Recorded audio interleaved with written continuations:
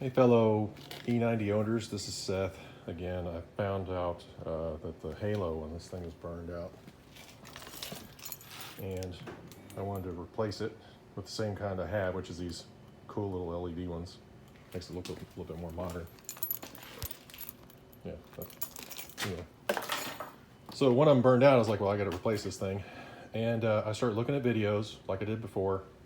And you got guys taking the wheel off, pulling the inner fender, doing a lot more work than I like. I'm lazy, so I like to figure out the easiest way to do something. So I'm going to show you the easiest way to change a halo. Okay. First of all, I'm going to light this up. This little plastic cap, you can get this off, and that'll give you a little bit more room. And then underneath here, I use an inspection mirror anytime I'm working on something like this. See, there's your pod with your little bulb inside of it. So there's a clip on the top and a clip on the bottom, just like you see in the video, only you're gonna be working like this. You grab the one with the screwdriver and stick it in there, pop the top one, and then the other one just pops right off with your finger.